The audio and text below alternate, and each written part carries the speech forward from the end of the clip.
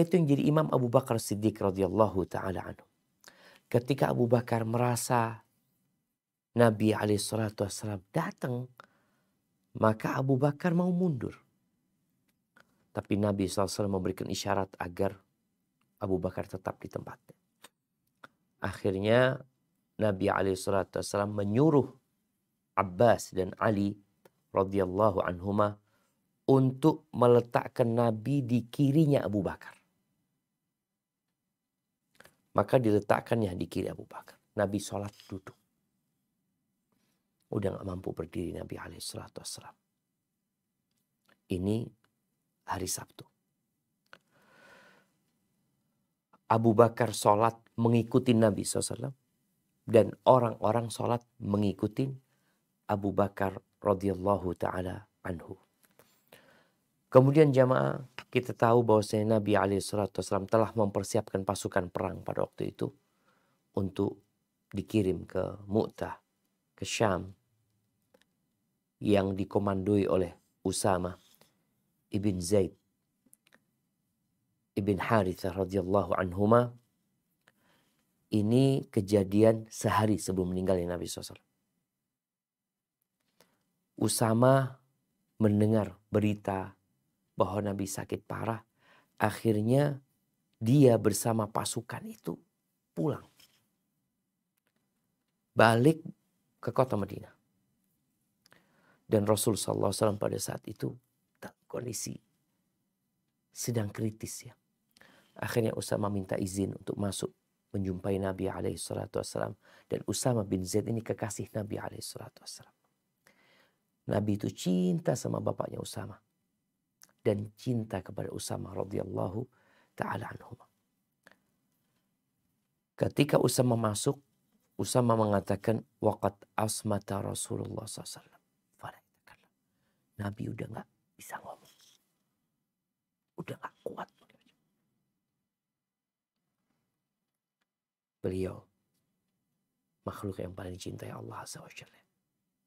Dikasih sakit sama Allah yang parah. Sampai tadi beliau sholat duduk. Jalan gak bisa. Dipapah beliau ke masjid.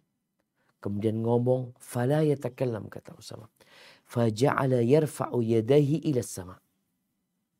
Thumma yasubbuha ala Usama. Kata Usama, Nabi SAW mengangkat tangannya ke langit. Kemudian menunjukkan ke Usama. Kata Usama. Fa'araftu annahu yad'uli. Aku tahu beliau sedang berdoa buat aku. Kata Usama radhiyallahu ta'ala.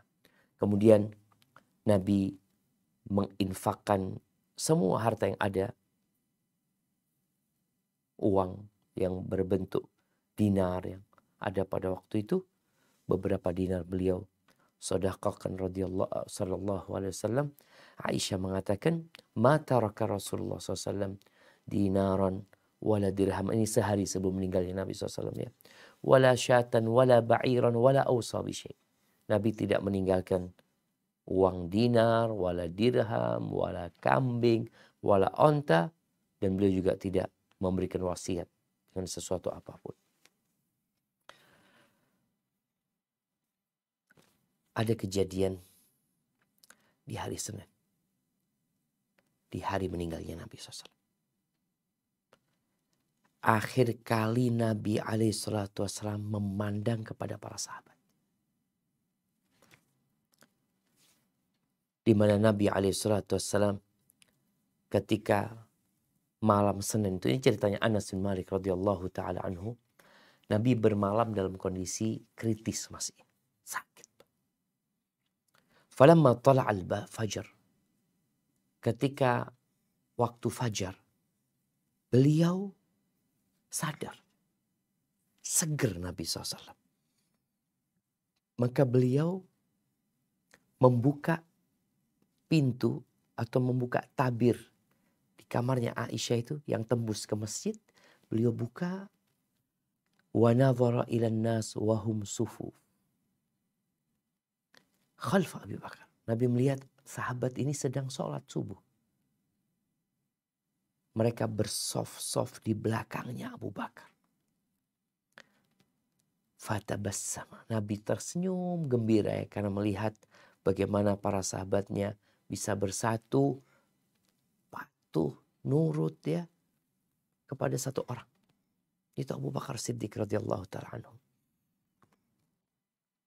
Anas ketika menceritakan hal itu, ketika Nabi membuka itu tabir melihat kepada kami, ka'anna wahwa qaim, disebutkan wahwa qaim, beliau berdiri waktu itu. Ka'anna wajhahu waraqata mushafin. Wajah Nabi itu seperti lembaran mushaf. Seperti lembaran mushaf Quran yang kita baca. Tsumma tabassama yadhak, beliau tersenyum, tertawa. Kita hampir saja terfitnah melihat itu ya, karena gembira melihat Nabi alaihi salatu wassalam. Abu Bakar ketika itu melihat Nabi udah mundur nih. Sebagaimana kemarin waktu sholat zuhur di hari Sabtu beliau sempat, ini sholat subuh. Kepingin mundur karena beliau berpikir Nabi alaihi salatu wassalam akan keluar mengimami mereka. Fa'asyara ilaina Nabi SAW an atimmu salatakum. Nabi memberikan isyarat kepada kami agar kita menyempurnakan sholat kita. Lalu Nabi menutup itu tabir dan beliau meninggal di hari itu. Ahibati fillah. Ketika para sahabat melihat Nabi alaihi salatu wassalam ya, dalam kondisi segar ya, di pagi hari atau di fajar hari Senin ya, maka akhirnya para sahabat sebagian pulang ke rumahnya yang mereka sebelumnya nginep ya di masjid, nunggu sampai subuh mereka di sana. Maka orang-orang pada gembira dengan kembalinya kesehatan Nabi alaihissalam, dan mereka berpikir Nabi udah sembuh. Karena orang-orang tanya sama Ali bin Abi Thalib, ya Abul Hasan, kaifa asbaha Rasulullah SAW? Gimana kondisi Nabi di pagi hari ini? Faqala asbaha bihamdillahi bari'an. Alhamdulillah, Nabi pagi hari ini udah sembuh, kata Ali. Fansarafu ila manazilihim wa hawaiji mustabsyir. Akhirnya orang pada pulang dalam kondisi mereka gembira ya, karena mereka punya urusan, mereka menyelesaikan urusan mereka dan mereka dalam kondisi gembira. Tapi paman Nabi Abbas berkata kepada Ali bin Abi Thalib, dia pegang tangannya Ali sambil mengatakan, anta wallahi ba'da 3 abdul asa. Ali, demi Allah engkau setelah 3 hari ini menjadi hambanya tongkat. Artinya engkau akan menjadi hamba yang harus nurut. Ada yang memimpinmu nanti. Dan aku melihat Nabi SAW kayaknya akan meninggal. Kenapa? Karena aku tahu dengan wajahnya Bani Abdul Muttalib ketika mereka sedang mau mati. Artinya Abbas sebagai seorang paman ya, dia mungkin melihat paman-pamannya juga, saudaranya yang meninggal dunia.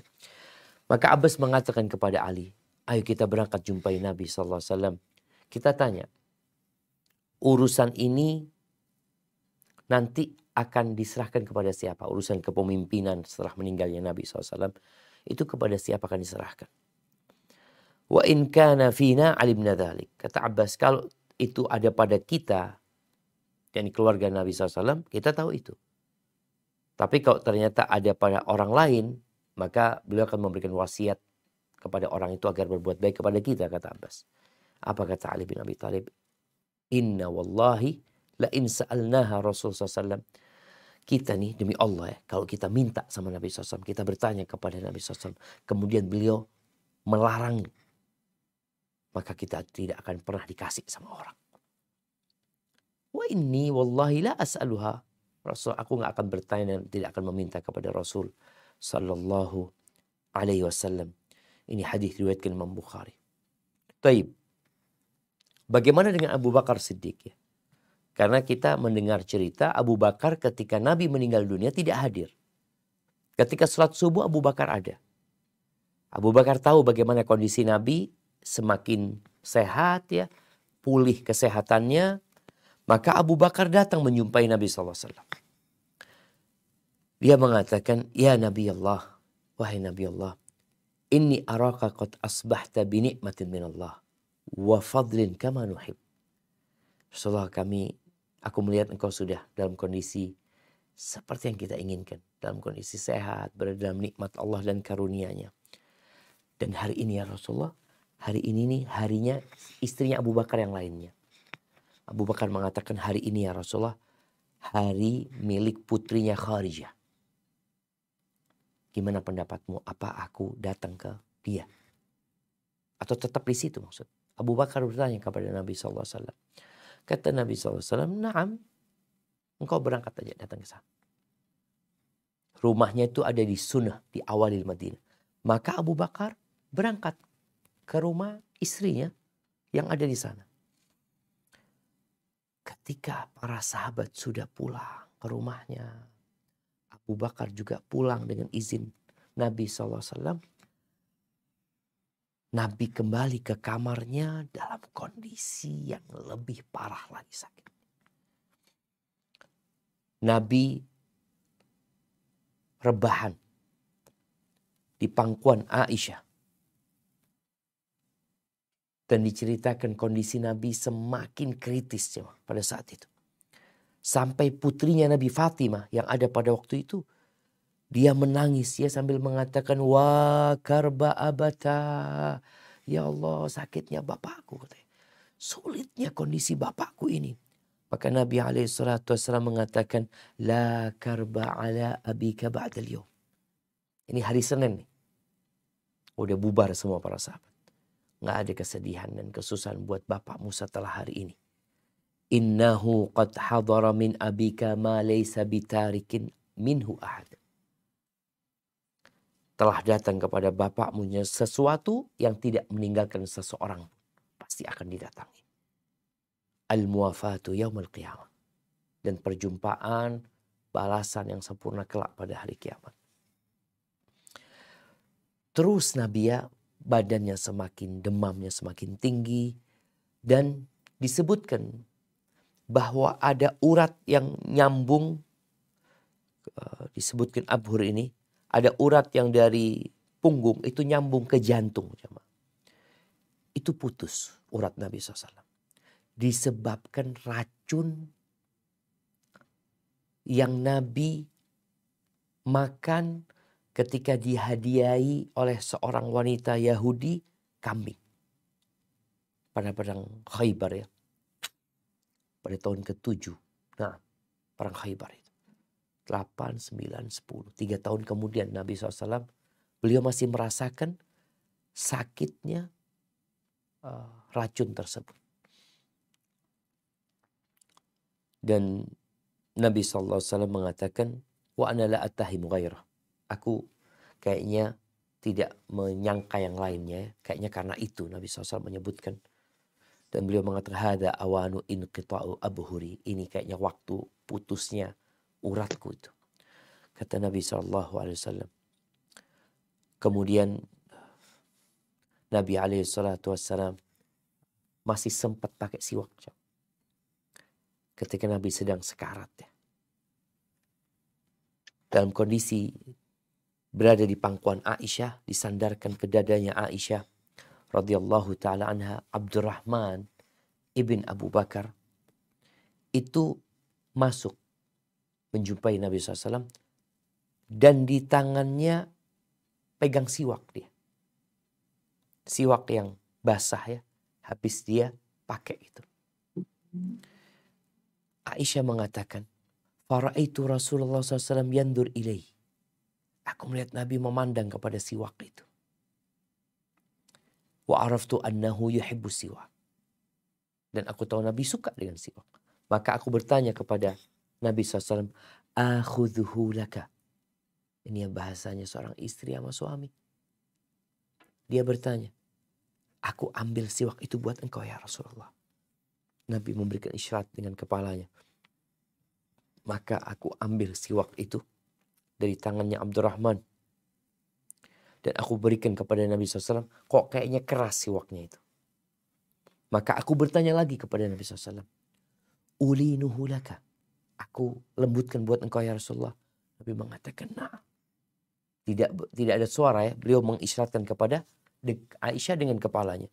Maka aku ambil, kata Aisyah, itu siwak aku lembutkan dengan mulutku sampai jadi lembut, sampai jadi bagus itu siwaknya.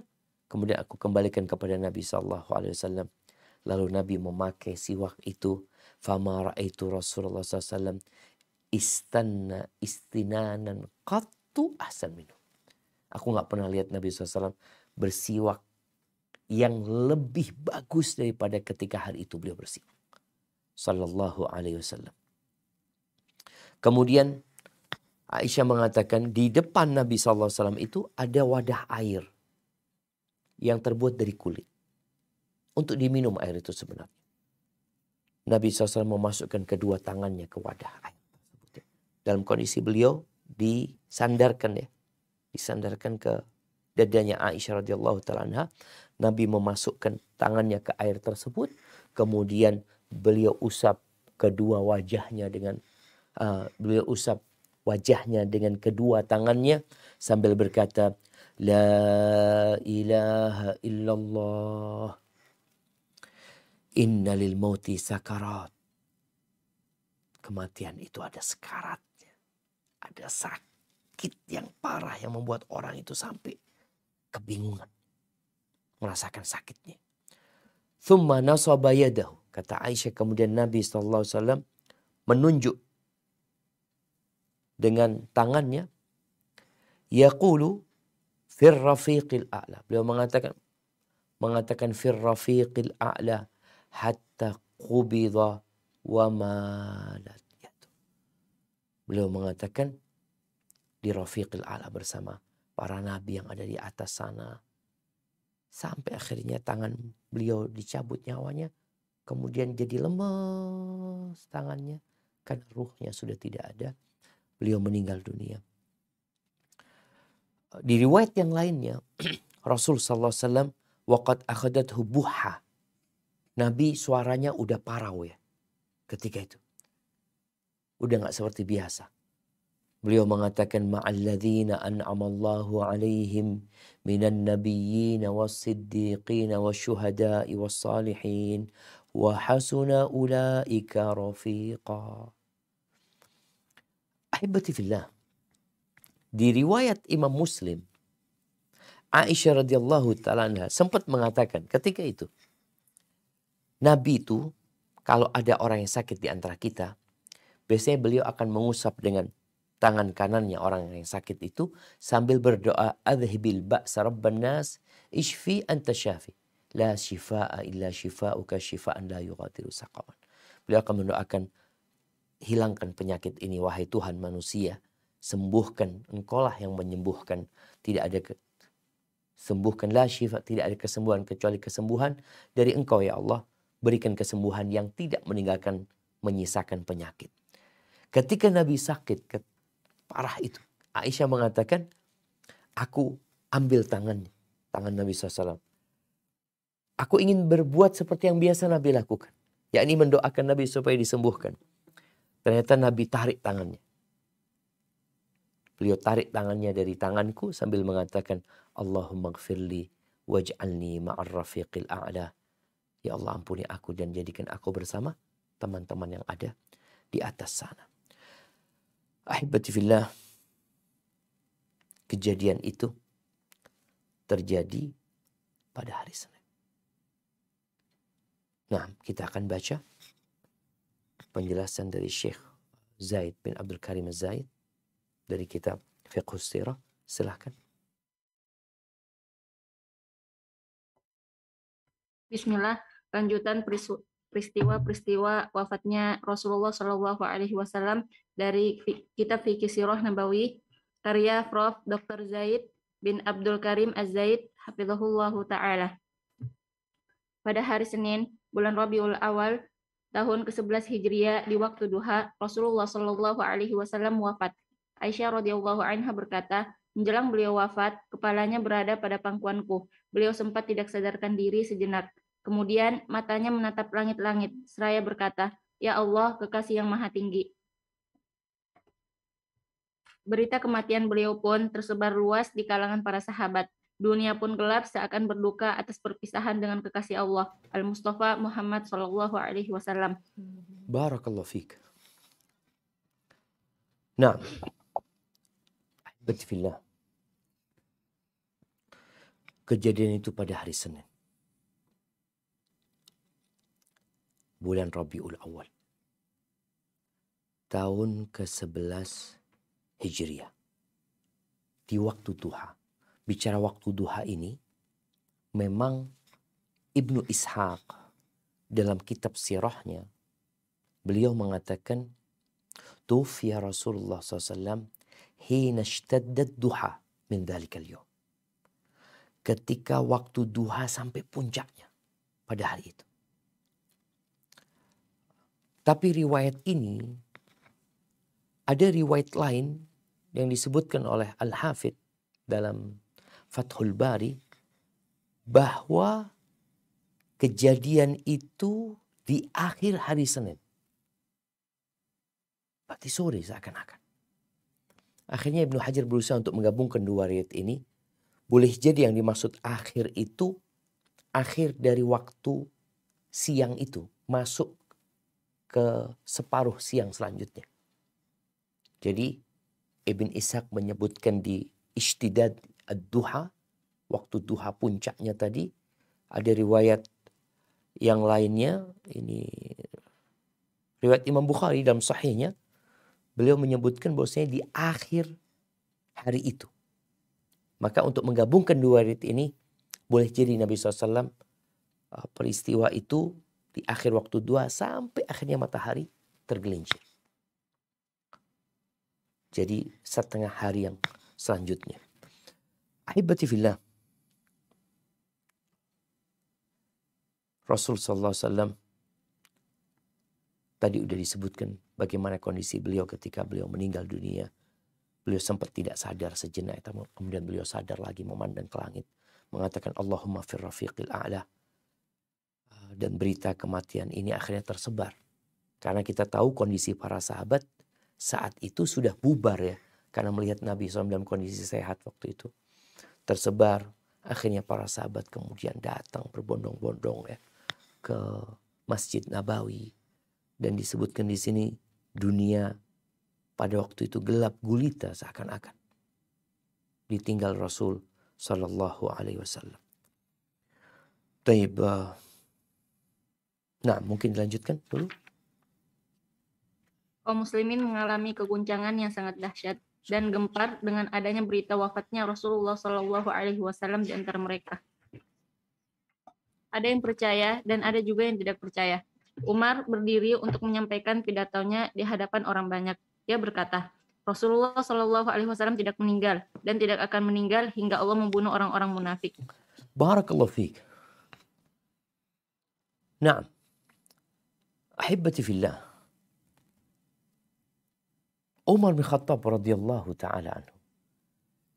Jadi ketika dengar berita meninggalnya Nabi SAW, Umar ini datang bersama Al-Mughirah ibn Syu'bah. Mereka minta izin untuk masuk ke rumah Nabi SAW. Dikasih izin sama Aisyah. Aisyah ngambil jilbabnya. Akhirnya Umar masuk melihat Nabi SAW. Faqala wa ghashayah. Umar, ma asyadda ghashya Rasulullah SAW. Ya Allah, Nabi. Pikirnya Nabi sedang pingsan ya. Karena merasakan sakitnya sakaratul maut itu. Kemudian mereka berdiri. Mau pergi meninggalkan Rasulullah SAW. Ketika mendekat ke pintu, Mughirah mengatakan, ya Umar, mata Rasulullah SAW. Ya Umar, Rasulullah SAW udah meninggal dunia. Apa kata Umar kepada Mughirah? Kadzabta, bohong kau. Bal anta rajulun tahusuka fitnah. Engkau ini orang yang kecampuran sama fitnah. Inna Rasulullah SAW la yamut hatta yufniya Allah al-munafiqin. Seperti yang disebutkan dalam kitab kita. Rasulullah tidak meninggal dan tidak akan meninggal hingga Allah membunuh atau menghabisi orang-orang munafikin. Kemudian Umar keluar rumah Nabi Shallallahu Alaihi Wasallam, dan Umar menghunus pedangnya, ya.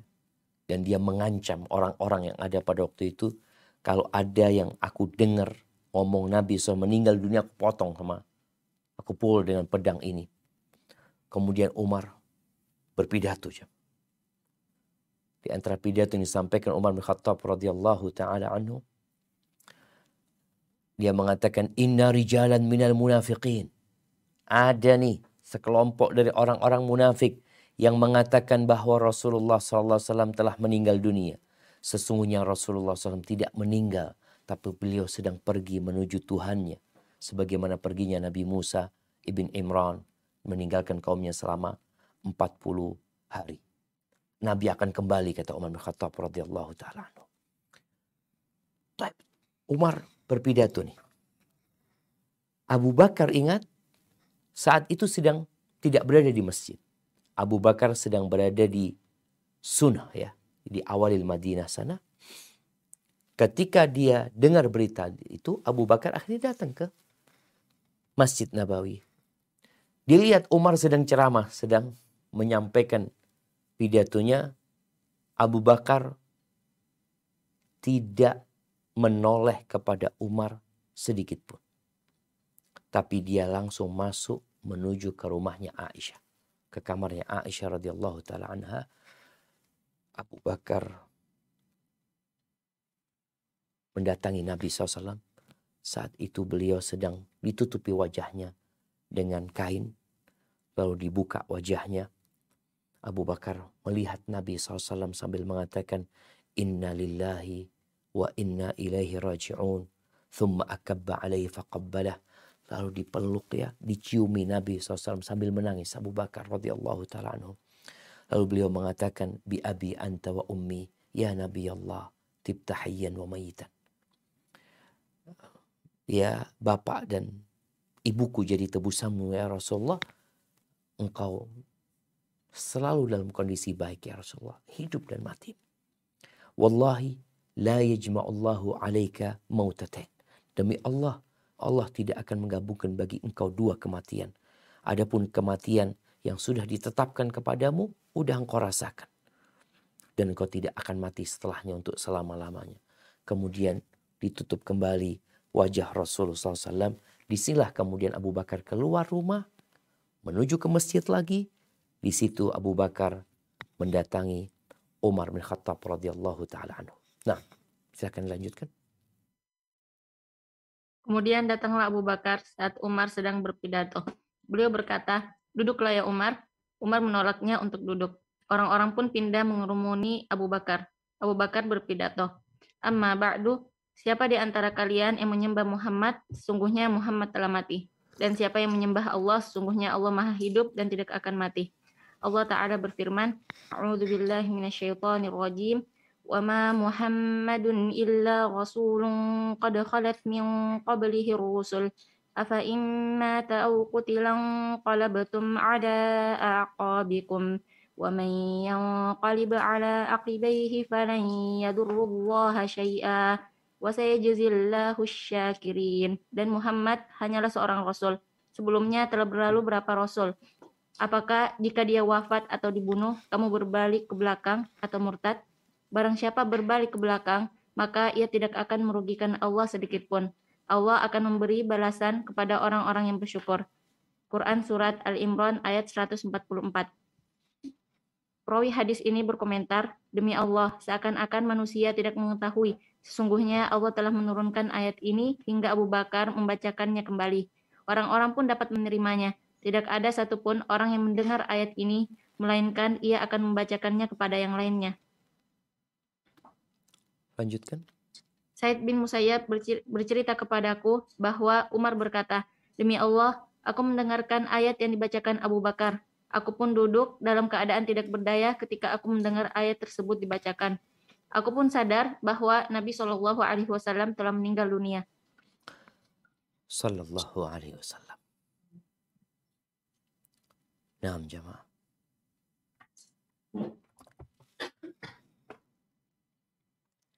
Beliau telah meninggal dunia. Alaihi salatu wassalam. Bagaimana kondisi para sahabatnya? Shock mereka. Umar bin Khattab ketika ayat itu dibacakan. Umar itu nggak punya tenaga. Lemes dia yang awalnya berdiri tadi. Lemes dia duduk. Seakan-akan ayat ini baru pertama mereka dengar. Padahal mereka telah mendengarnya sebelum. Dan Allah menyebutkan di sini wama Muhammadun illa rasul qad khalat min qablihi rusul afa immata aw qutil inqalabtum ala aqabikum. Maka di sini disebutkan, apakah jika dia wafat atau dibunuh, kamu berbalik ke belakang, murtad? Maka akhirnya orang-orang membacakan ayat itu. Pokoknya tadi disebutkan ketemu siapa saja, mereka membacakan ayat yang dibaca oleh Abu Bakar Siddiq radhiyallahu taala anhu, dan Aisyah radhiyallahu taala anha berkata, ada dua khutbah. Khutbahnya Umar yang mengancam orang-orang yang mengatakan Nabi SAW meninggal dunia, dan khutbahnya Abu Bakar yang memberikan penjelasan. Kata Aisyah radhiyallahu taala anha, "Fama kana min khutbatihima min khutbatin illa nafa'allahu biha." Jadi dua khutbah ini dua-duanya bermanfaat. Allah berikan manfaat dengan khutbah tersebut. Umar telah membuat orang-orang ketakutan. Yang orang-orang munafik ya, yang mereka mau murtad, yang ini itu, akhirnya mereka jadi takut gitu dengan khutbah yang disampaikan Umar. Kemudian dengan khutbahnya Abu Bakar, orang-orang jadi faham bahwasanya kebenaran telah datang kepada mereka dengan meninggalnya Rasul sallallahu alaihi wasallam. Baik, silahkan dilanjutkan. Orang-orang berkumpul pada hari itu juga di sebuah tempat pertemuan Bani Thaqif. Mereka bersepakat untuk membait Abu Bakar saja. Pada hari Selasa. Nah. Membait. Mereka bersepakat untuk membaiat Abu Bakar saja. Pada hari Selasanya, Abu Bakar dibaiat secara massal sebelum pemakaman Rasulullah Shallallahu Alaihi Wasallam. Barakallahu fikum. Tunggu, ini ada yang kurang tepat di sini terjemahannya.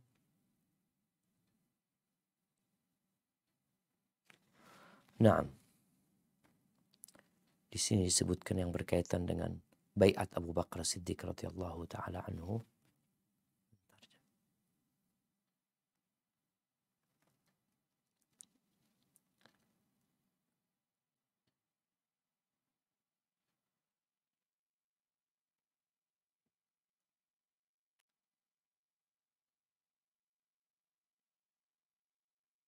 Ya, ini dirubah ya, diganti. Bukan di sebuah tempat pertemuan Bani Thaqif. Yang benar tempat pertemuan Bani Sa'idah. Jadi Saqifatu Bani Sa'idah. Ya, di Saqifatu Bani Sa'idah. Taib, ahibati fillah. Berkaitan dengan hal ini, sebenarnya orang-orang itu sempat kumpul dari kalangan orang-orang Ansor. Mereka berpikir untuk memilih pemimpin dari mereka. Di situ ada Sa'ad ibn Ubadah radhiyallahu taala anhu. Datanglah Abu Bakar ke tempat mereka kumpul bersama Umar, bersama Abu Ubaidah Amir bin Jarrah. Di situ Abu Bakar mengatakan kepada mereka, bahwasanya harus ada yang jadi pemimpin. Mereka mengatakan udah pemimpinnya dari kita ada pemimpin, dari kalian ada pemimpin, yakni pemimpin dari kalangan Ansor, pemimpin dari kalangan Muhajirin. Maka Abu Bakar menyampaikan enggak bisa, pemimpinnya cuma satu. Dan yang berjadi pemimpin itu dari Quraisy, kata Abu Bakar. Akhirnya mereka menerima, dibaiatlah Abu Bakar As-Siddiq radhiyallahu taala anhu pada saat itu. Nah, dan ingat ini kejadian sebelum dimakamkannya Nabi SAW. Jadi pada hari Senin ya. Nah ini mungkin perlu ditambahin ya.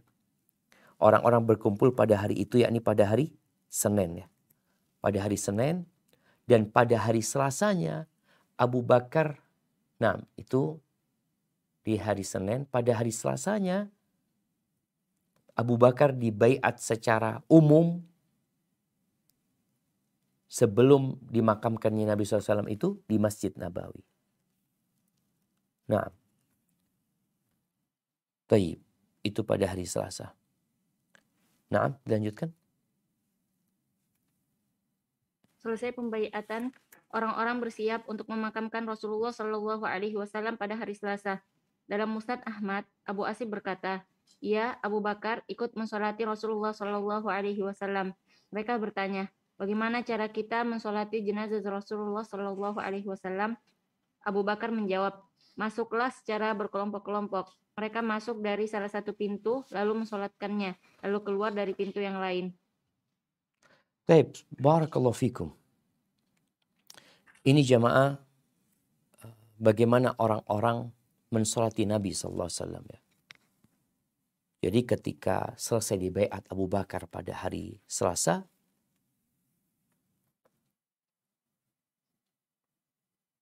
orang-orang bersiap untuk memakamkan, bukan untuk memakamkan ya. Mungkin diganti. Di sini di bahasa Arabnya disebutkan aqbalnas ala jahazi Rasulullah SAW. Jadi orang-orang bersiap untuk mempersiapkan jenazah Nabi Sallallahu Alaihi Wasallam. Jadi orang-orang mereka memandikan Nabi Sallallahu Alaihi Wasallam. Kemudian mereka mengkafani Nabi Alaihi Wasallam. Nabi ketika itu beliau tidak dilucutin bajunya ketika dimandikan. Beliau dimandikan dalam bajunya. Jadi mereka menyiramkan air dalam kondisi Nabi SAW tidak ditelanjangi alaihi salatu wassalam. Kemudian setelah itu Nabi dikafani. Dan disinilah akhirnya orang-orang mereka mensolati Nabi SAW. Ini jenazah Nabi gak dikeluarkan dari rumahnya Aisyah radhiyallahu ta'ala anha. Mereka berpikir gimana cara mensolati jenazah Nabi SAW. Maka disebutkan, udah masuklah kalian berkelompok-kelompok. Akhirnya mereka masuk berkelompok-kelompok. Mereka masuk dari satu pintu, keluar dari pintu yang lainnya. Jadi tidak dikeluarkan dari rumahnya ke dalam masjid untuk sholat berjamaah, sholat jenazahnya. Tapi mereka sendiri-sendiri mensolati Nabi alaihi salatu wassalam. Nah, taib, ahibati fillah. Anda ingin membacakan sesuatu yang berkaitan dengan hal ini?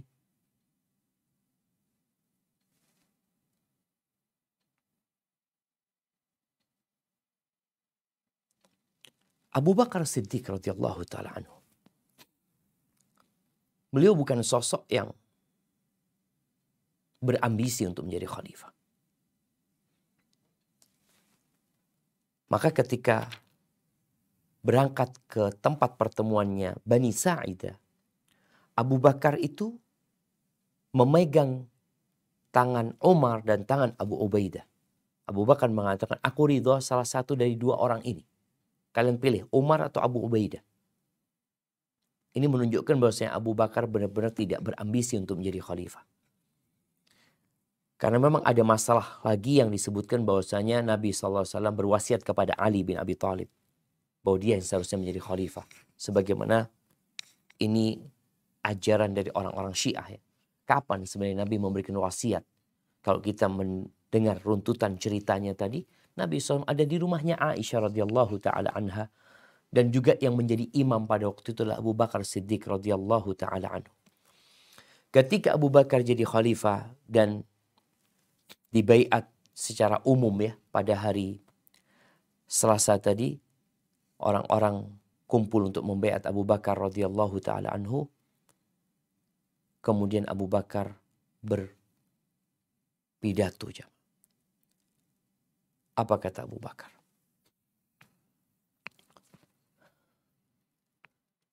Amma ba'd, setelah beliau memuji Allah Subhanahu wa taala dan menyanjungnya, Abu Bakar mengatakan, ayuhan nas, wahai umat manusia, fa inni qad wullitu alaikum wa lastu bi khairikum. Sesungguhnya aku telah dijadikan pemimpin atas kalian, dan aku bukanlah orang yang terbaik di antara kalian.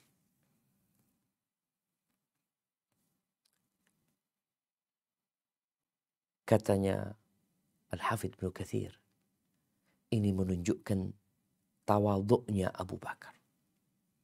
Padahal semua orang sepakat bahwa dialah yang terbaik di antara para sahabat. Tapi Abu Bakar mengatakan, walastu bi khairikum. Fa in ahsantu fa'inuni. Kalau aku berbuat baik, yang aku kerjakan adalah satu hal yang baik, maka bantulah aku. Wa in asa'tu faqawwimuni. Kalau aku berbuat buruk, maka luruskan aku. Ini bagaimana seorang pemimpin ketika dia diangkat jadi pemimpin. Biasanya dia akan berpidato. Kalau presiden akan berpidato kepresidenan mungkin ya. Ada gubernur dia akan pidato. Maka coba mereka belajar. Lihat bagaimana pidatonya Abu Bakar Siddiq. Yang dia mengatakan kepada mereka, kalau aku bukanlah yang terbaik di antara kalian. Kalau aku berbuat baik, tolonglah aku. Kalau aku berbuat salah, buruk, luruskan aku. As-sidqu amanah. Kejujuran ini amanah. Jadi orang jujur itu ketika jadi pemimpin, itu sudah amanat. Dia dikasih amanat untuk menjadi pemimpin, maka hendaklah dia jaga. Jangan sampai bohong dan berdusta. Wal kadhibu khiyanah. Bohong itu pengkhianatan. Jadi apabila seorang pemimpin berbohong, berdusta, berarti dia berkhianat. Wadha'ifu fikum qawiyyun indi. Hatta arudda lahu haqqahu insyaallah. Dan orang yang lemah di antara kalian, itu bagi aku sosok yang kuat. Sampai aku mengembalikan hak dia kepada orang itu. Jadi orang yang lemah ini ketika dia punya hak yang harus diberikan, maka seorang pemimpin harus berpikir, memperhatikan bagaimana orang ini dapat haknya. Maka Abu Bakar mengatakan orang itu jadi kuat dalam pandanganku. Walaupun dia sebenarnya orang yang lemah. Karena dia punya hak yang aku berkewajiban untuk membantu dia agar menerima hak dia. Wal qawiyyu fikum dha'ifun 'indi. Dan orang yang kuat di antara kita, di antara kalian, ada mungkin orang yang merasa dia punya power, punya kekuasaan. Kata Abu Bakar, orang yang kuat di antara kalian dha'if 'indi. Lemah di sisiku. Sampai aku mengambil hatta akhudal haqqa minhu. Sampai aku bisa mengambil hak milik orang lain dari dia. Insya Allah. Lalu Abu Bakar mengatakan, la yada'u qaumun al-jihad fi sabilillah illa darabahumullah bidzul. Tidaklah satu kaum yang meninggalkan jihad, melainkan Allah akan menimpakan kepada mereka kehinaan. Wala tasyai'ul fahishatu fi qaumin qat. Dan tidaklah tersebar perbuatan-perbuatan keji ya. Perbuatan keji ini seperti perzinaan, LGBT, dosa-dosa yang lainnya. Illa ammahumullah bil bala. Kalau sudah tersebar penyakit itu, maka Allah akan berikan bala secara merata buat mereka. Ati'uni ma ata'tullah wa rasulah. Taati aku. Patuhi aku selama aku taat sama Allah dan Rasul. Jadi rakyat itu taat kepada pemimpin selama dia tidak memerintahkan kepada kemaksiatan.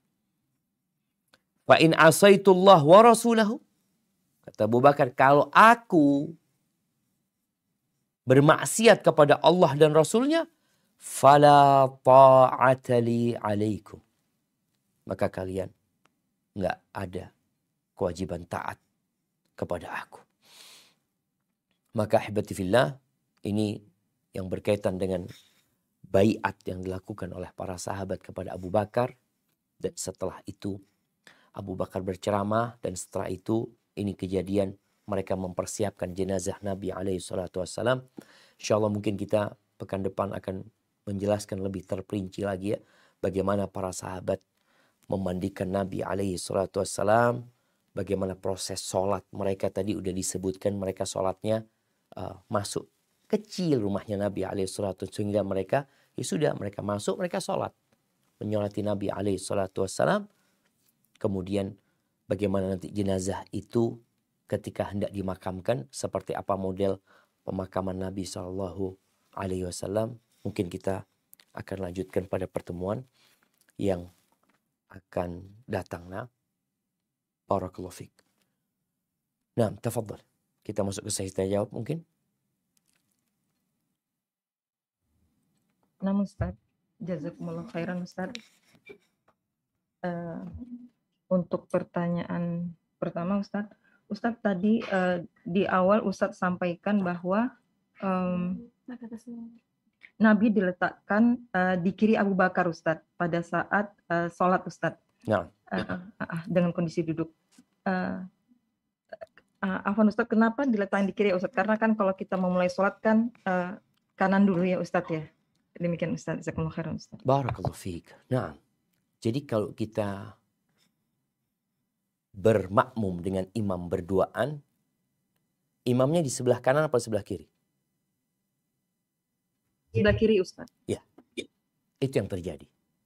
Jadi bukan Nabi jadi makmumnya Abu Bakar, tapi Abu Bakar bermakmum dengan Nabi alaihissalam. Oh gitu, Masya Allah. Jadi Nabi jadi imamnya Abu Bakar. Makanya kan dikatakan tadi, Abu Bakar itu mengikuti sholatnya Nabi SAW. Nabi ruku, Abu Bakar baru ruku. Dan orang-orang mereka ikut gerakannya Abu Bakar.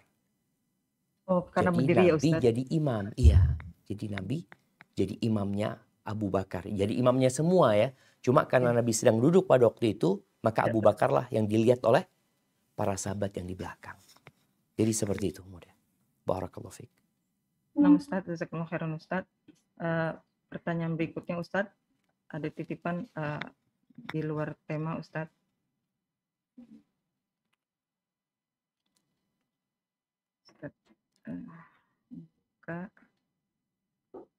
Assalamualaikum warahmatullahi wabarakatuh Ustaz. Waalaikumsalam warahmatullahi wabarakatuh. Ustaz, suami Ana baru jual tanah. Apakah itu wajib dikeluarkan zakat Ustaz? Yang mana tanah dijual itu digunakan untuk, baru akan digunakan untuk buat kos-kosan agar ada uang masuk lagi Ustadz, karena suami sudah pensiun dan tidak ada penghasilan, anak-anak pun belum ada yang mandiri. Dan apakah kalau zakatnya dikeluarkan, siapa saja yang boleh terima Ustadz? Apakah boleh dari keluarga istri atau suami yang tidak punya Ustadz, yang du'afa? Demikian Ustadz. Tunggu sebentar, Afan, coba ya, diulangin tadi. Jadi dia ini dana? Baru menjual tanah Ustadz. Baru menjual tanah? Iya. Apakah wajib dikeluarkan zakatnya Ustadz? Taib, kemudian? Uang tersebut rencana akan digunakan untuk membuat kos-kosan Ustaz. Sedangkan suami sudah pensiun dan anak-anak pun belum punya penghasilan. Belum mandiri anaknya. Masya Allah, barakallahu fiik. Iya, ahibati fillah, berkaitan dengan barang yang dijual ya. Memang ada zakat dari urudut tijarah. Zakat dari urudut tijarah ini zakat yang dari perdagangannya yang dia dijual beli tadi ketika sampai kepada nisabnya. Jadi ketika dia jual itu rumah, dan sampai nisabnya, maka dikeluarkan zakat. Zakatnya 2,5%. Kemudian kalau bicara kondisi tadi suami mungkin udah pensiun ya, kemudian itu rencana dibuat kos-kosan, maka perlu dilihat apabila barang ini mau dijual dan sudah 1 tahun, zakatnya seperti zakat mal setelah 1 tahun. Kalau umpamanya belum 1 tahun ya, belum 1 tahun, setengah tahun udah laku nih, berarti kan belum dikeluarkan zakatnya. Karena barang itu jadi dagangan setelah diniatkan untuk dijual. Karena belum ada zakatnya, kemudian umpamanya digunakan untuk bangun kos-kosan. Setelah setahun waktu mengeluarkan zakat, uangnya sudah nggak ada, udah digunakan. Maka tatkala itu nggak wajib zakat. Jadi ingat syaratnya itu sampai nisab dan sudah berputar 1 tahun. Barakallahu fiik. Nah. Ya Ustadz, jazakumullah khairan Ustadz. Ini ada yang mau bertanya langsung. Leni Umu Kenzi, tafadholi. Bismillah. Assalamualaikum warahmatullahi wabarakatuh, Ustadz. Waalaikumsalam warahmatullahi wabarakatuh. Barakallahu fiik. Naam, tafadholi. Barakallah. Ini berhubungan dengan hari kematian dan hari pemakaman Rasulullah SAW, Ustadz. Ini berarti ada jeda waktu yang lumayan lama ya, Ustadz, sehingga terkesan ada ada didiamkan dulu, apa sih namanya, kalau jadi hari Senin sampai dimakamkannya tuh hari Selasa gitu ya, Ustadz ya. Nah, yang Ana bertanyakan bagaimana dengan hukum yang bahwa kalau ada seorang mukmin yang meninggal itu harus disegerakan untuk dimakamkan gitu loh, Ustadz. Baik, barakallahu fiik. Berarti ada disemayamkan dulu gitu berarti ya, Ustadz, dalam kurun waktu lumayan lama gitu Rasulullah SAW sampai dimakamkannya. Itu bagaimana dengan hukum yang tadi Ana sampaikan, yang Ana tahu gitu loh, Ustadz. Apaan kalau syukran jazakallahu khairan. Nah, ahibati fillah, berkaitan dengan dimakamkannya Nabi SAW ya. Beliau meninggal dunia di hari Senin, Selasa malam Rebu, menurut riwayat yang masyhur beliau dimakamkan pada hari Selasa malam Rebu. Mungkin ada riwayat lain yang menyebabkan ditundanya dimakamkannya Rasulullah SAW. Ada banyak penjelasan para ulama ya. Di antara ada yang menjelaskan bahwasanya karena mereka sedang kebingungan. Yang pertama berkaitan dengan kematian Nabi SAW sendiri. Yang tadi kita jelaskan bagaimana Abu Bakar akhirnya memberikan penjelasan, pernyataan, membacakan ayat tadi sehingga mereka tahu Nabi sudah meninggal dunia. Yang kedua, mereka juga berselisih tentang di mana dimakamkannya Nabi SAW. Yang ketiga, mereka juga sedang sibuk ya. Mereka juga kebingungan, mereka kehilangan pemimpin pada waktu itu. Sehingga kita tahu bahwasanya Abu Bakar Siddiq radhiyallahu taala anhu dibaiat di hari Senin secara khusus ya, atau secara ya mungkin bisa dikatakan secara khusus di Saqifahnya Bani Sa'idah. Di hari Selasa baru mereka membaiat Abu Bakar secara umum. Maka setelah itu baru mereka mulai mempersiapkan jasadnya Nabi alaihi salatu wassalam. Itu mungkin yang disebutkan oleh para ulama ya. Kondisinya seperti itu. Wallahu a'lam bishawab. Nah.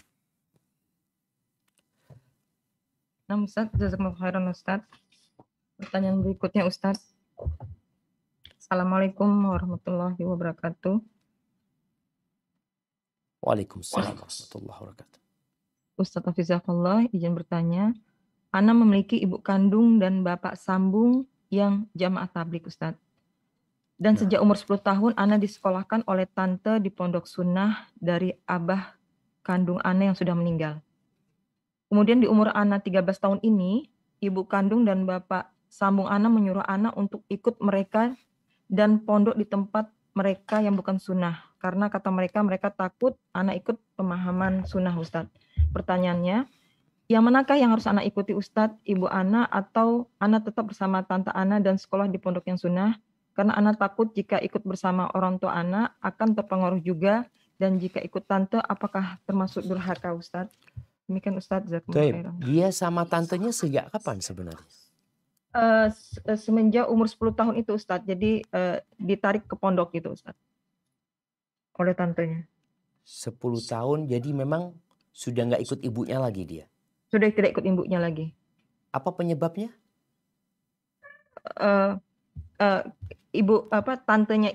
Tantenya ini bersaudara dengan bapaknya yang sudah meninggal, Ustadz. Oh, Masya Allah. Nah, barakallahu fiik. Iya, ahibati fillah. Berkaitan dengan seorang anak ya. Bagaimana dia harus berbakti kepada orang tuanya. Ketika bapaknya meninggal dunia, dia berbakti kepada ibundanya. Dan berkaitan dengan yang memberikan nafkah kepada dia memang lebih kepada keluarga bapaknya yang punya kewajiban menyekolahkan anaknya ya. Jadi subhanallah ya. Anak itu ketika terjadi perceraian umpamanya, anak itu boleh memilih. Dia boleh memilih ikut bapak atau ikut ibunya. Ketika dia sudah bisa, sudah ngerti ya. Ketika dia sudah bisa memahami hal itu. Ketika bapaknya meninggal dunia, umpamanya dia hidup sama ibunya, tadi disebutkan ternyata dia hidup sama tantenya. Dan boleh jadi yang memberikan pembiayaan semuanya adalah keluarga bapaknya. Dan boleh jadi dari harta warisan dia.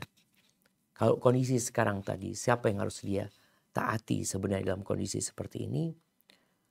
Maka yang diinginkan oleh ibunya adalah kebaikan buat anak.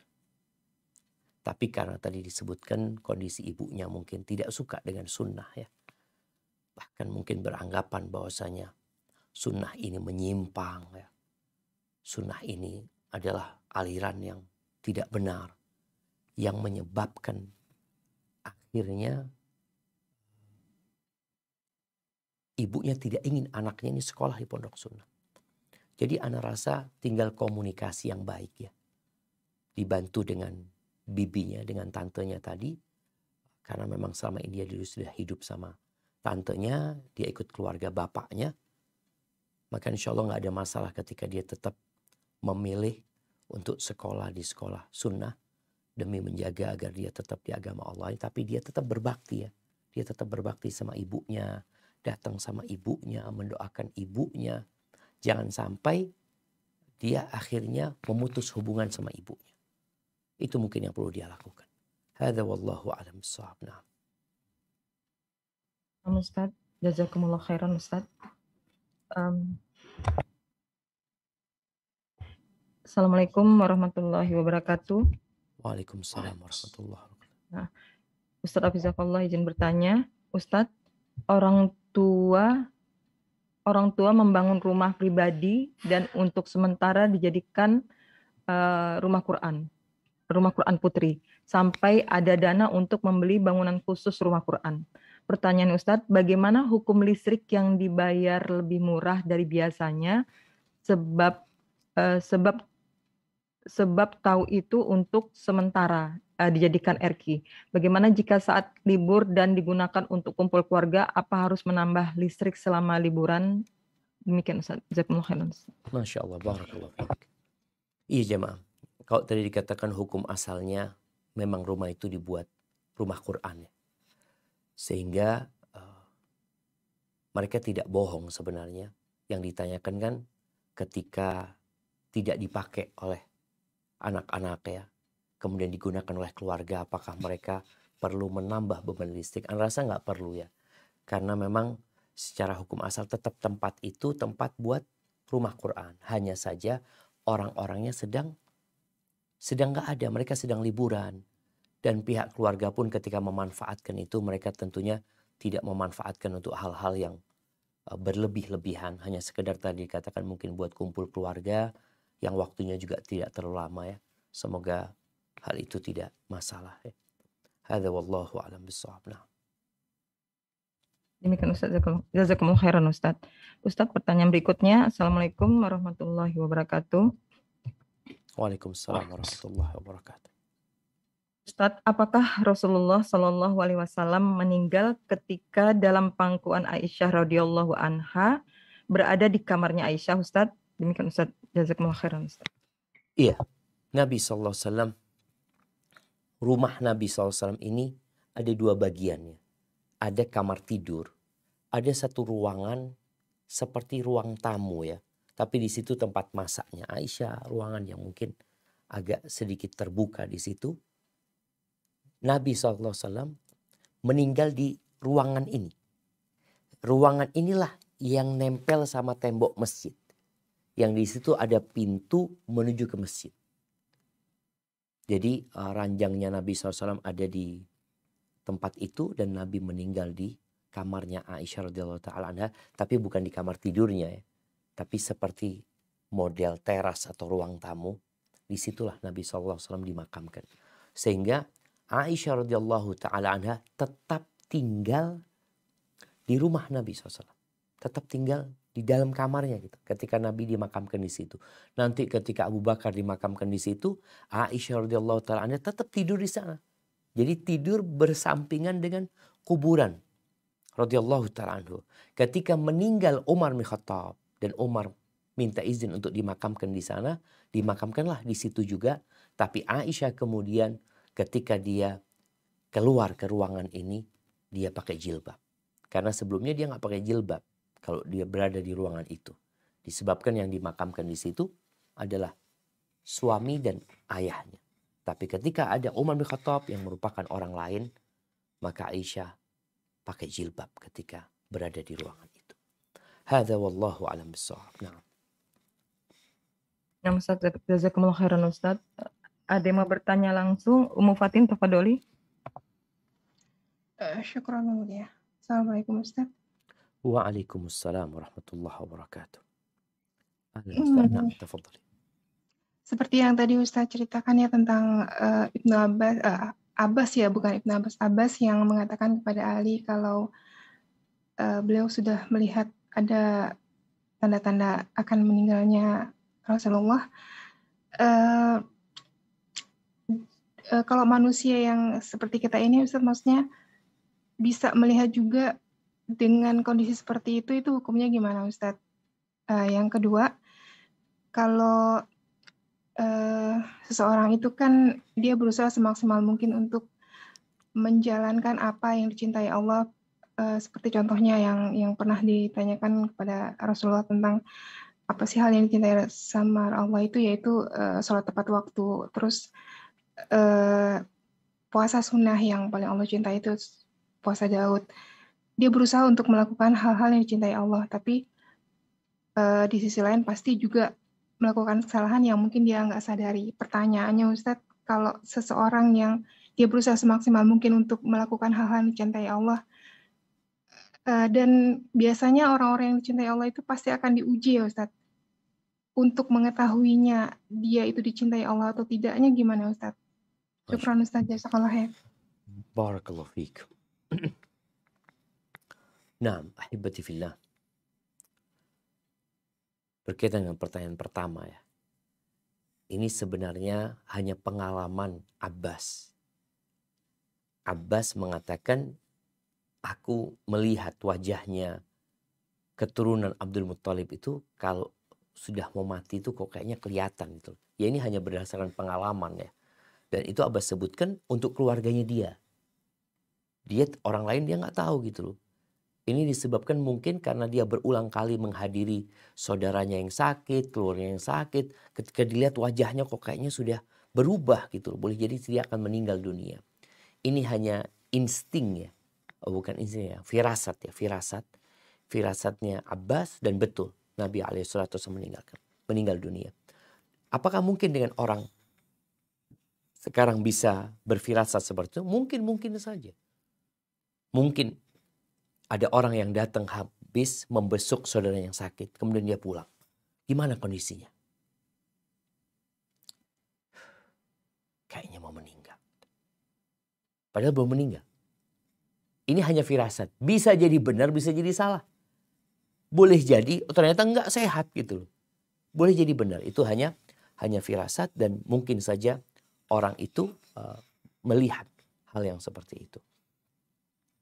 Adapun berkaitan dengan pertanyaan yang kedua, bagaimana kita tahu Allah itu cinta sama kita? Iya. Kalau kita senantiasa berada di tempat yang dicintai Allah, semoga Allah mencintai kita. Kalau kita senantiasa melaksanakan yang Allah cintai, semoga Allah mencintai kita. Ketika Allah memberikan ujian kepada kita. Kalau tadi dikatakan orang kan berbuat salah, lupa lah. Nah, apakah kita termasuk orang yang suka bertobat? Innallaha yuhibbut tawabin wa yuhibbul mutatahhirin. Innallaha yuhibbul muhsinin. Innallaha bersama orang-orang yang sabar, ma'as sabirin ya. Jadi ketika kita punya sifat-sifat itu, kita berharap di sini berbaik sangka sama Allah SWT. Semoga Allah mencintai kita. Tapi kita juga perlu takut. Makanya beribadah kepada Allah itu kan senantiasa di antara khauf war raja. Cinta kita kepada Allah. Kita harus cinta sama Allah SWT. Tapi kita juga harap-harap cemas. Bagaimana para sahabat Nabi, bagaimana Abu Bakar Siddiq radhiyallahu ta'ala anhu ketika meninggal dunia. Mau meninggal dunia. Bagaimana Umar bin Khattab ketika mau meninggal dunia. Bagaimana kekhawatiran mereka. Padahal mereka dijamin masuk surga. Maka tugas kita adalah bagaimana kita senantiasa berharap berbaik sangka kepada Allah. Tapi kita juga perlu takut. Karena azab Allah itu pedih. Innama yataqabbalullah minal muttaqin. Allah itu hanya menerima dari orang-orang yang bertakwa. Kita memang udah sholat, kita memang udah melakukan ketaatan. Tapi Allah hanya menerima dari orang-orang yang bertakwa. Jadi masalah, anak termasuk dari mereka apa tidak gitu. Ini mungkin yang perlu menjadi perhatian kita. Makanya doanya orang soleh tetap mengatakan, Rabbana taqabbal minna, doanya Nabi Ibrahim alaihissalam. Rabbana taqabbal minna, innaka antas sami'ul alim. Barakallahu fiik. Nah.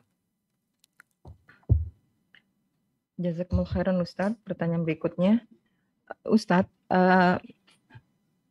Nabi dimandikan, disolatkan, dimakamkan di kamar Aisyah ya Ustadz ya. Nah, apakah itu pengkhususan untuk Nabi ya Ustadz? Karena di balik kamar Nabi kan masjid ya Ustadz.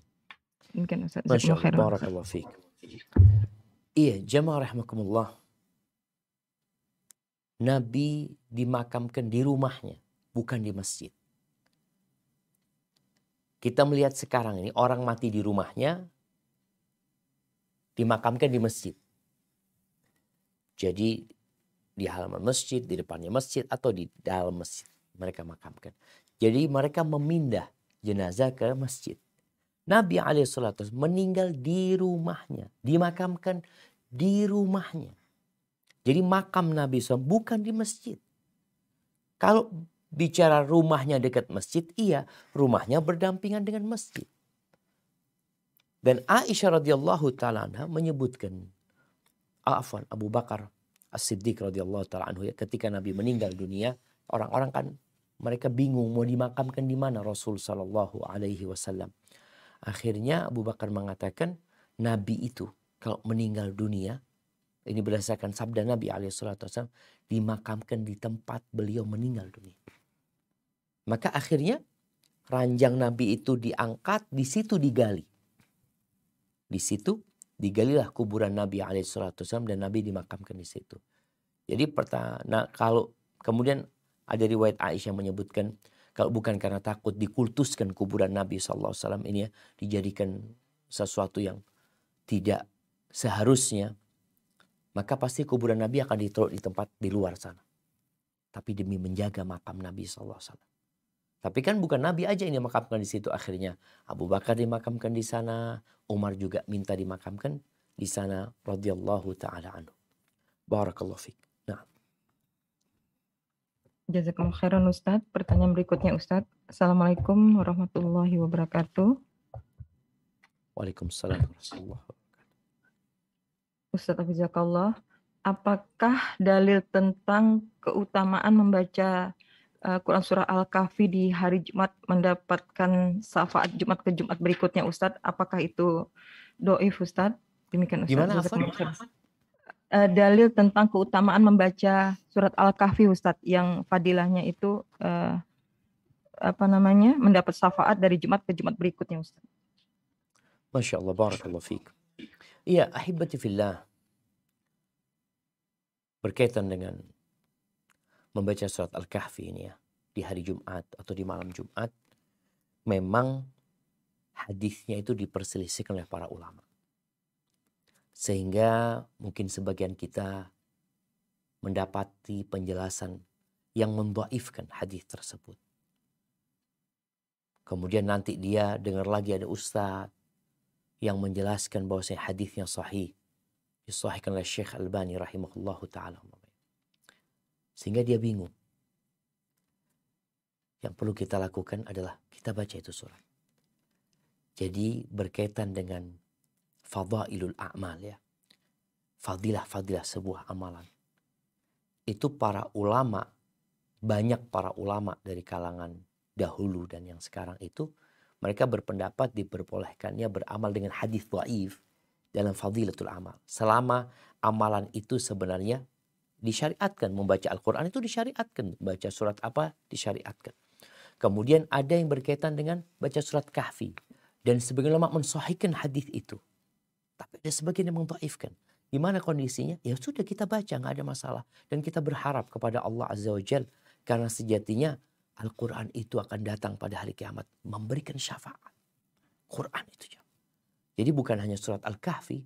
Tapi semua surat itu sebenarnya, yakni Al-Quranul Karim, itu pada hari kiamat akan datang memberikan syafaat buat orang yang membacanya dan mengamalkannya tentunya dengan ikhlas untuk Allah Azza wa Jalla. Hadza wallahu a'lam bissawab. Nah. Jazakumullah khairan, Ustaz. Pertanyaan berikutnya, Ustaz. Ustaz Hafizakallah.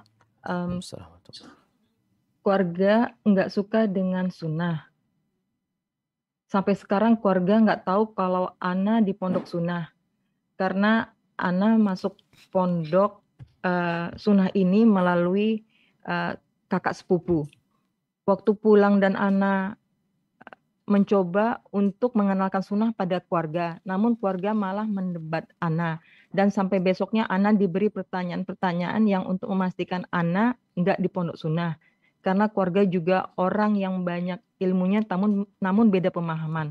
Akhirnya Ana bohong kalau Ana bukan di pondok yang sunnah, Ustadz. Apakah tindakan Ana salah, Ustadz? Masya Allah. Barakallah. Jazakumullah khairan. Iya. Ahibati fillah. Nggak harus berbohong. Jadi inna fil ma'arid lamanduhatun 'anil kadhib. Disebutkan kita dapat menjawab pertanyaan-pertanyaan itu dengan jawaban yang multi tafsir. Yang mereka dapat memahami dengan pemahaman yang mereka inginkan, tapi yang kita inginkan pemahaman yang lainnya. Jadi nggak harus berbohong. Jadi bahasa yang diplomatis ya. Mungkin itu lebih baik ya. Karena memang ada kondisi-kondisi yang terkadang menyebabkan kita harus seperti itu. Karena ini akan berdampak kepada kita yang belajar di pondok tadi umpamanya. Kita akan dipaksa keluar umpamanya dari pondok tersebut. Kemudian anak ingin memberikan nasihat ya. Ketika pulang ya dari pondok, biasanya anak-anak ini semangat. Semangat untuk memperbaiki. Semangat untuk amar ma'ruf nahi mungkar. Tapi terkadang dia belum punya hikmah dalam menyampaikan. Tunjukkanlah ketika engkau pulang itu dari pondok sunnah bahwasanya engkau menjadi orang yang lebih berbakti sama orang tua. Lebih peduli dengan sesama. Cinta dengan kebersihan. Cinta dengan kebaikan. Jadi mereka melihat engkau ini menjadi sosok yang lebih baik daripada sebelumnya. Tapi kalau engkau datang kemudian negur ini. Berarti ini belajar apa fulan ini? Gitu. Jadi terkadang kita perlu mengkaji tentang bagaimana cara yang hikmah dalam menyampaikan. Kenapa? Karena takut berdampak seperti tadi. Akhirnya ditanyain macam-macam ya.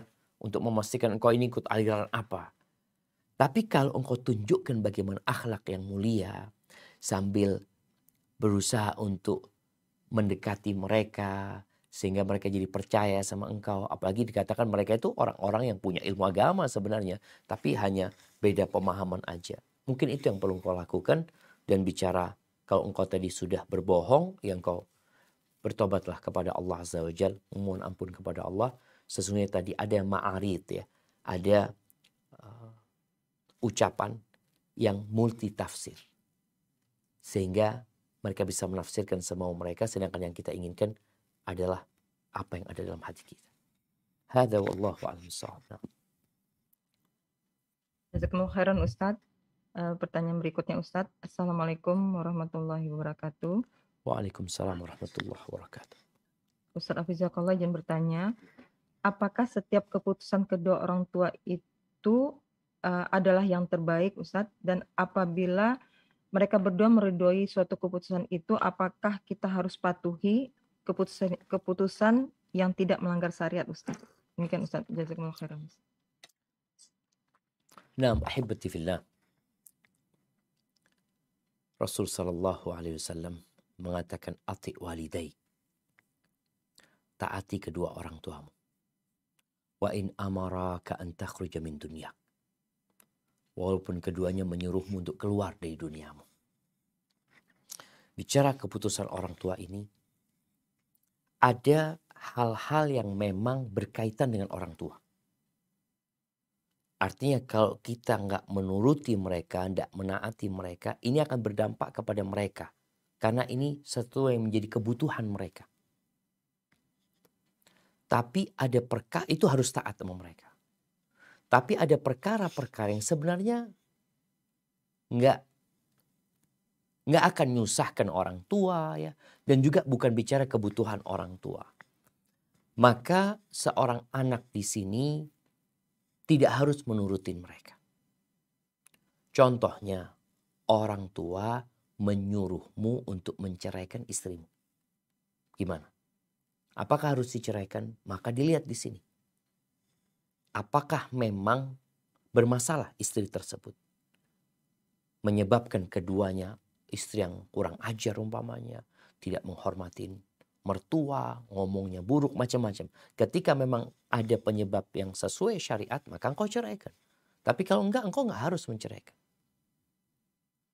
Jadi ada keputusan-keputusan orang tua yang harus ditaati, tapi ada keputusan yang mungkin ada pilihan buat anak di sini. Mama yang mau menikah, orang tua nyuruh.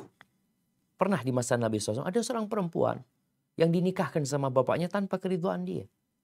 Maka dia datang kepada Nabi SAW mengatakan, ya ini gimana ceritanya gitu loh.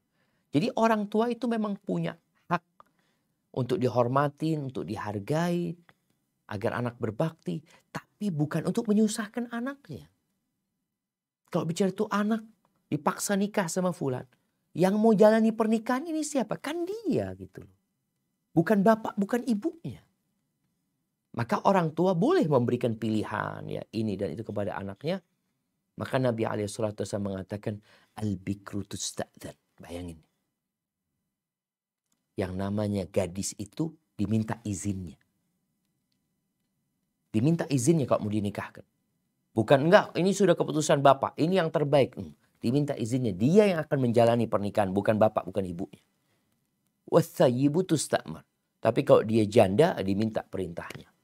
Seperti itu. Hadza wallahu a'lam bishawab. Mungkin kita ke pertanyaan terakhir. Nah, Ustaz, ini pertanyaan dari anak-anak nih Ustaz.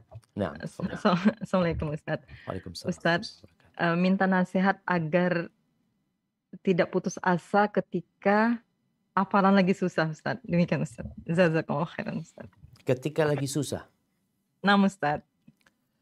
Nah. Yang pertama, Allah telah mengatakan laqad khalaqnal insana fi kabad. Kami telah ciptakan manusia dalam kesusahan. Susah payah. Yang kedua, kita harus yakin. Fa inna ma'al usri yusra. Inna ma'al usri yusra. Sesungguhnya bersama kesulitan itu ada kemudahan. Sesungguhnya bersama kesulitan ada kemudahan. Maka nggak perlu engkau putus asa. Kalau engkau sedang susah, sekarang sedang sulit, bentar lagi akan datang kemudahan. Sayaj'alullahu ba'da usrin yusra. Itu janji Allah. Allah akan menjadikan setelah kesulitan, kesusahan itu kemudahan. Hanya saja kita disuruh nunggu. Kita nih kadang-kadang kalau nggak mau nunggu, nggak sabar nunggu, kita akan hidup menderita. Kenapa? Karena hidup ini semua perlu kesabaran. Ketika menjadi seorang santri, perlu sabar. Ketika menjadi seorang guru, seorang ustadzah, perlu sabar. Ketika jomblo belum menikah, perlu sabar. Ketika menjadi seorang istri, perlu sabar. Ketika menjadi seorang ibu, perlu sabar. Maka kesabaran ini, kata Ali bin Abi Thalib, as-sabru minal iman bimanzilatir ra'si minal jasad. Sabar ini kedudukannya dalam keimanan seperti kepala dengan tubuh. Kalau hilang kepalanya, hilang sudah. Maka buat anak-anak ketika engkau susah, engkau ingat. Fa inna ma'al usri yusra. Inna ma'al usri yusra. Kemudian ketahuilah, ada yang lebih susah daripada engkau. Kita disuruh melihat kepada yang di bawah, bukan melihat kepada yang di atas. Maka dengan itu, insya Allah kita akan lebih menerima, lebih bersyukur, dan qanaah dengan apa yang Allah berikan, dan selalu optimis.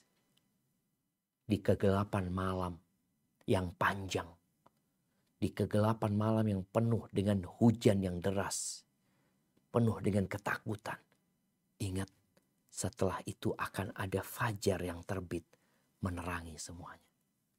Hadza wallahu a'lam bishawab. Subhanakallahumma bihamdika asyhadu an la ilaha illa anta astaghfiruka wa atubu ilaik.